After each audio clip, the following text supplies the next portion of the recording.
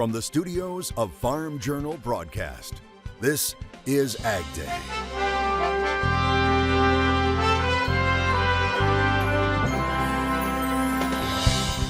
A rural community left devastated. There's nothing here. See how they're coming together after the tornado. Bankruptcies are down. We have the latest financial snapshot and what may lie ahead. How many acres of corn and soybeans will farmers plant this year? I think there would be a temptation to plant some more corn.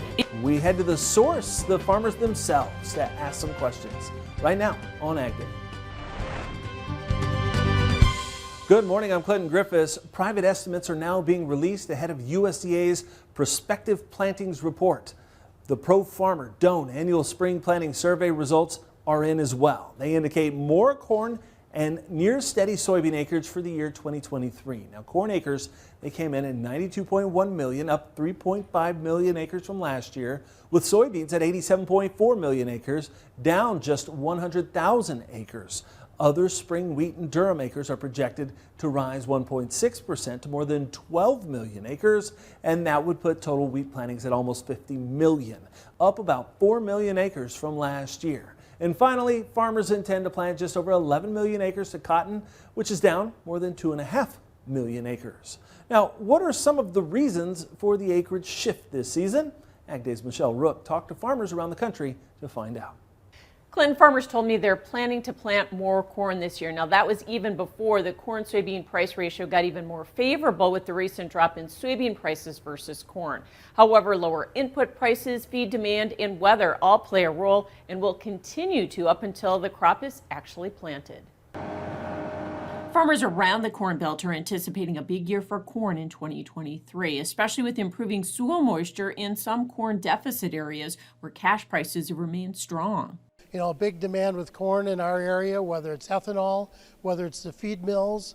We're seeing the corn basis much more attractive than soybean basis, and corn yields have been maybe a little better in compared to soybean. So I think corn is going to see the push. Many farmers already committed to corn after a perfect fall where they were able to make fall fertilizer applications. We have flexed more acres in the past, but we were able to get a lot of our fall work done this year. And I know a lot of people were around the country earlier than usual. And so that gave us an opportunity to really get that fall work done, but that cements our rotation a little bit more for the spring. The corn-soybean price ratio also favors corn, and now with some fertilizer product prices dropping, that may also entice a few more acres this spring. There are some people that may consider doing a little bit extra corn because right now with the price of urea dropping a little bit, I think there would be a temptation to plant some more corn. In hard red winter wheat areas, they planted 2.2 million more acres last fall. Some of those came at the expense of cotton due to the drought and high crop insurance guarantees for wheat. Some of those acres may be abandoned, but others will be double cropped. We generally try real hard not to change our rotation. The only thing that may change a little bit is we probably put a few more acres of wheat in last fall than we have in the past. So we'll have more double crop soybeans, but our corn acres is basically the same. In the southeast, farmers also planted 1.3 million more acres of soft red winter wheat, which may also be double cropped to soybeans. Brett Gannon of Kentucky, though, decided against it. What it's been costing to buy nitrogen, and the nitrogen has been so variable here lately, and so we were just really wasn't going to be for sure where we were going to be at as far as our input wise, we've been doing so much better on our full season beans than we have been on our double crop personally, so we just really didn't feel like it was worth the risk. The big key is the weather, with planting delays already expected in the north, which may limit spring wheat, durum, and corn acres in favor of more soybeans. I think a lot depends upon what kind of a spring we have. You know, back in my home state, Minnesota, we got loaded with the snow this year. So are we going to get our normal planting date of the end of April to get in, or is it going to be late again? And farmers in the eastern corn belt are also seeing excessive moisture, which may make it difficult to plant more corn. So like usual, Mother Nature will have the final say. I'm Michelle Rook reporting for AgDay. Agronomics also play a large role in planting decisions, and many farmers tell me they stick with their traditional 50-50 corn and soybean rotations. So the increases in acreage often come in fringe areas, and a majority of those farmers are still facing drought. All right, thanks, Michelle. Now, violent storms over the weekend killed 26 people and injured dozens In the south, the town of Rolling Fork, Mississippi, hit incredibly hard after a powerful EF4 tornado flattened much of the community late Friday night. At least 10 confirmed tornadoes struck Mississippi, Alabama, and Tennessee. A state of emergency also declared in Georgia after a tornado struck outside of Atlanta. Sunday afternoon, state and federal officials saw the damage for themselves. To the people of Mississippi, that we are here not just today, but for the long haul. We are going to work with the team, with the state team here, to assess additional counties to see if any more need to be added to this declaration. Now, the director of FEMA says right now the greatest issue is housing. Everyone whose home was lost or damaged. We'll have more on how the community is coming together coming up. And that severe weather isn't over. Meteorologist Chuck Heaver joining us now with a look at the week ahead. Chuck. Okay, well, our obvious concern is the potential for severe weather down in the southeast. This is Future Radar Tuesday at 1 p.m. You can see the storms aligned along the Gulf Coast there. And then, of course, our secondary concern is yet another storm off to the west in California. Yes, more thunder, rain, and heavy mountain snows. Unbelievable. So the severe weather threat from the Storm Prediction Center is outlined in the yellow from New Orleans all the way over to Jacksonville. Okay, that's it. I'll be back soon with more weather. Brazilian President Lula canceling his trip to China over the weekend. He's undergoing treatment for the flu, putting on pause plans to strengthen relations with Brazil's largest trading partner, China. The prospect of forging closer ties between Lula and President Xi Jinping was expected to help boost shipments of soybeans, beef, and other commodities. Washington taking a closer look at recent bank failures this week as 2 hearings are scheduled to discuss that issue. Meanwhile, Farm Bureau releasing the latest tally of farm bankruptcies. Now, it says there were 169 Chapter 12 farm bankruptcies in 2022. That's the lowest number since Chapter 12 became permanent in 2005. And it's down nearly 40% from the year prior in 2021. Now, farm credit experts, they agree that balance sheets look good going into planting in 2023. Our customers, our farmers, have had really good yields the last few years. We've had some very good, when you think of net farm income, we've had very good years the last several years. So we're really talking a lot with our customers about where are we at in our ag cycle. And so as we think about that, are we at the top of the cycle and what does that look like? We do think for 2023 we're still going to have a strong year. But again, in 2024, and you look out a couple years, we're probably going to feel that squeeze a little bit more than what we do today. She says farmers continue to deal with higher interest rates, and it's forcing many to consider which projects to start or put on pause until borrowing rates go back down. 2022's lower farm bankruptcies comes just a few years after the third highest number of farm bankruptcy filings set back in 2019, when nearly 600 were filed. Lots of green on the board on Monday with corn, soybeans, and wheat all trading higher. We'll discuss that next, coming up in analysis. And later, the storms left a path of devastation. We'll see how neighbors are pitching in to help those starting the long road to recovery in the country.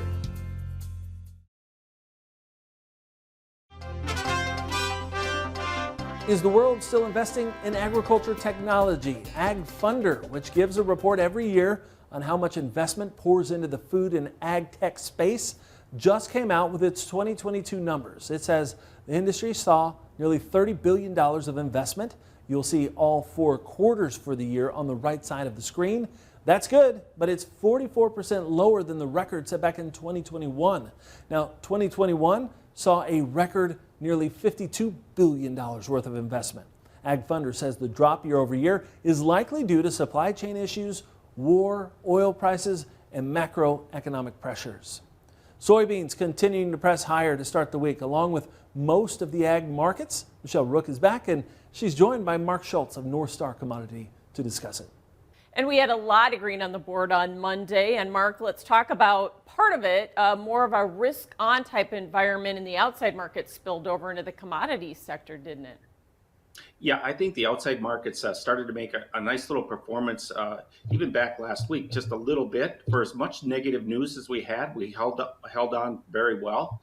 We saw a dollar do a little bit of a decline. We saw the stock market come back. And of course, yesterday on Monday, we had a nice performance back up on the Dow futures again. And watch the Dow. I think 33,000 on the Dow. That's short-term resistance. If you take that out, things aren't looking better. And you know me, I've always been a firm advocate. If you keep a stronger economy, it's always much better for the agricultural department. Well, it has impacted money flow and the fund positions and whatnot. And so how much of this was end of the month, end of the quarter, the fact that we're going into some reports here at the end of the week, some big reports? You bring up a good point. The funds had a huge long position, corn, beans, cattle, even with long hogs. We saw that long position get cut, and even in corn went into negative territory, so they went to the net short side. That really kind of sets up a nice little, more of a friendly market factor than it does on the berry side. So a couple of things. You bring the markets down, you have farmers back off on the selling, not only here in the U.S., but also down in South America. And pretty soon you got some end users buying. So I think the fact that you had the livestock markets yesterday having a nice performance back to the upside also speaks volumes that you're going to see some purchases by end users looking for grain. So will we see more follow through, especially as we go into these reports here at the end of the week? Well, I think for the report, you know, obviously it's a big mover, but the fact that you've had this sell-off coming into it is a pretty good sign. So I think you get some of that already factored in. And besides that, even though you go through the numbers that are going to come out here on Friday, it's going to be a function of what we have with the weather after that, because this data is taken as of maybe March 5th, March 15th time period. So things can change rather quickly, and we'll find that out if indeed we start pushing the envelope a little bit later on getting the crop planted in the southern tier states. Something to keep an eye on. Thanks so much, Mark Schultz, North Star Commodity. Our full analysis at agweb.com, and we'll have more Ag Day coming up. Ag Day is brought to you by Lamar's Toy Store, the largest and most diversified farm toy store in the U.S. They have new and old and do restorations and customizations too. You need to see it to believe it. Visit lamarstoystore.com or call us at 712-546-4305.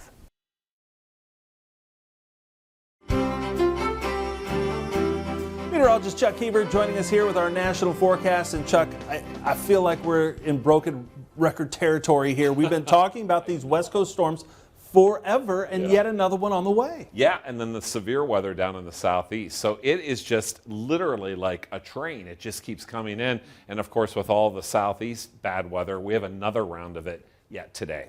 All right, let's go up where the jets fly to find out where our storms are going this week. You can see clearly off on the west coast that trough, and that's going to produce another storm. It's going to bring it down along the west coast and then eject it off into the center part of the country. Most of the country is going to remain mild. However, there's a frontal boundary down to the south here, and that's going to set off some thunderstorms and the potential for some severe weather throughout the afternoon today on Tuesday. You can see that push down to the south and then move out. There's that boundary I'm talking about in the storm that'll target the Midwest over around the Chicagoland area, northern Indiana. We're going to see an interesting scenario here and the potential maybe for some severe weather with that as that frontal boundary drags again across over the weekend Saturday. That clears out, go more zonal. Hold on, there's another one on the way. Another dip in the jet all the way down to Los Angeles. We're going to see that continue to migrate its way across the country. Here's future radar for today. You can see these storms firing up down in the southeast. That's where we're concerned in terms of severe weather as this day moves along, and then off on the west coast, this storm migrating its way down the coast, and again, eventually that's going to eject back out and across the country. Maybe some light snow showers across the Indiana-Illinois area, which is just incredible to believe. Here we are in March, end of March, and we're having snow flurries still. There's a severe weather risk from the Storm Prediction Center from Jacksonville all the way over to New Orleans. So we're going to keep our eye on that. And the precipitation forecast, of course, wherever there's a storm, there's an opportunity for a lot of rain. And so we'll see that here and continuing on the west coast in the form of showers or snow. Yes, in the mountains. Okay, so we got big snows out in the mountains. They're getting used to that out there. And then really most of the country is relatively calm in terms of snow because there's not a lot of very cold air in place. Look at these temperatures. Omaha 52 degrees, down in San Antonio 70. But again, throughout the country, relatively mild. For tonight, we're looking at temperatures dipping down, only to 61 in Memphis. That's really mild. And then a rebound rebound tomorrow. Warmer air pushing up, St. Louis 62, and even comparable to San Antonio at 67. So that's not bad for St. Louis for this time of the year. Okay, let's take a look closer to home. McAndrews, Kentucky, you're looking at clouds and showers, 50, a low of 33. Helena, Montana, 39 for the high, 19 for the low with clouds in the area. And Avon, Alabama, a high of 73 and low of 49. Up next, milk production continues to rise. We'll tell you how much coming up. And later, neighbors helping neighbors after severe weather devastates a community in the country. Your next piece of equipment is on MachineryPete.com. Search equipment from dealerships across the country to find what you're looking for. Only on MachineryPete.com.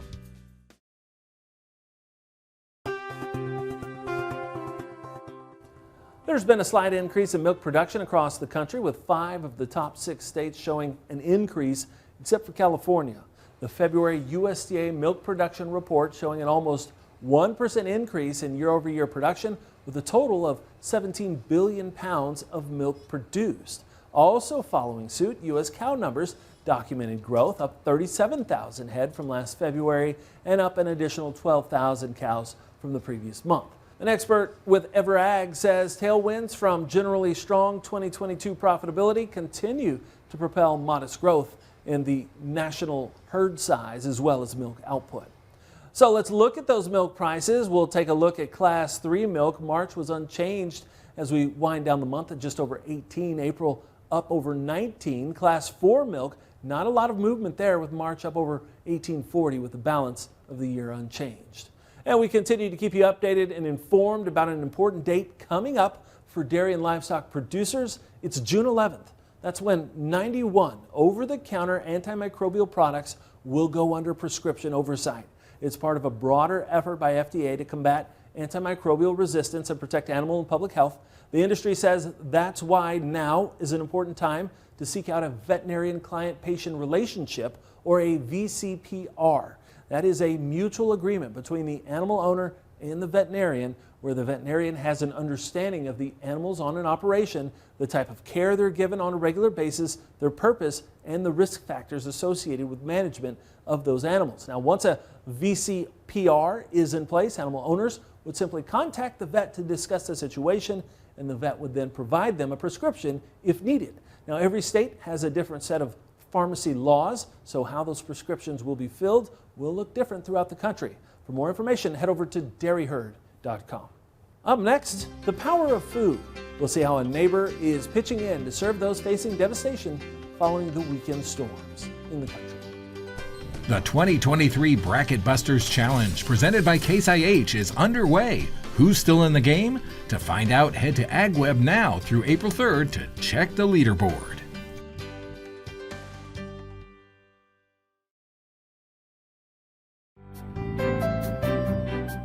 In the Country on AgDay is brought to you by Pivot Bio. What if you had the nitrogen you need already on seed? Pivot Bio is the first company to apply nitrogen on seed. The nitrogen you need, now on seed, from Pivot Bio. Learn more at pivotbio.com. Sometimes help is just showing up and feeding people.